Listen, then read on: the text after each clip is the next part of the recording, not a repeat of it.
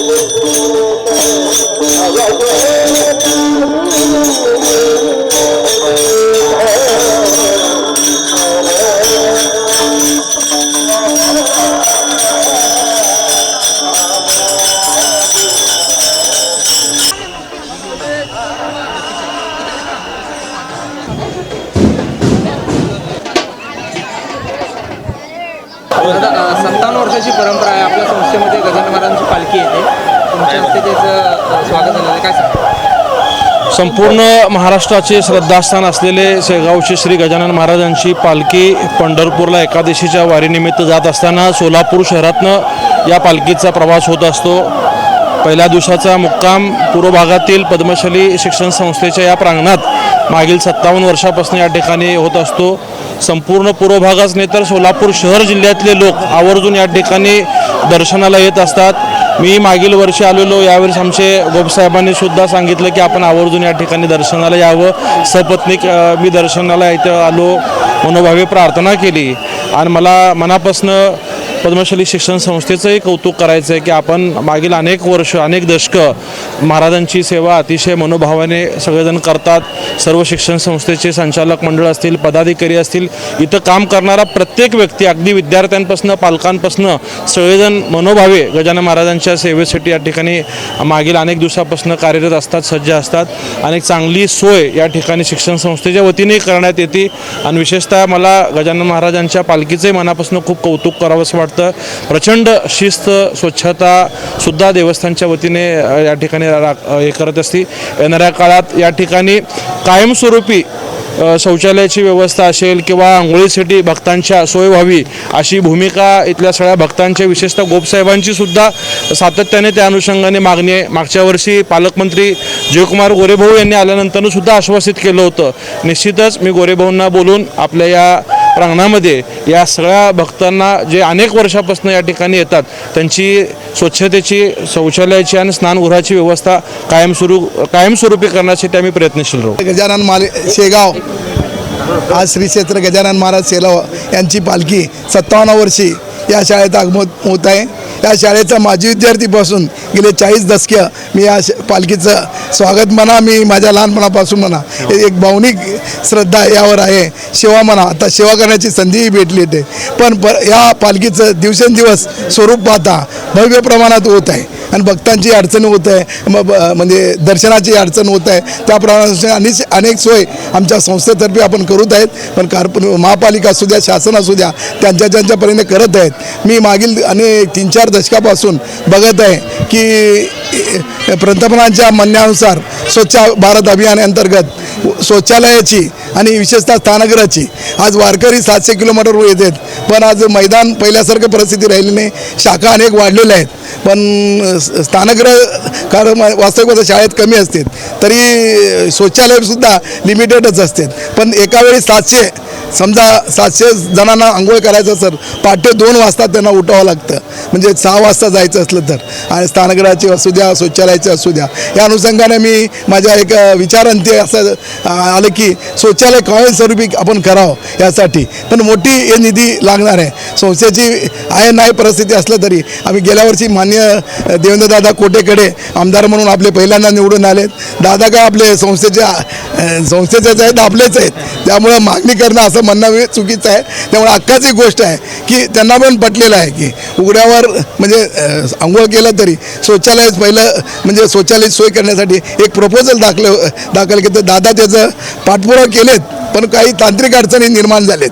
ते तांत्रिक अडचण मी दादाला परवा मी सांगितलं, त्यांच्या लक्षात आलेलं आहे.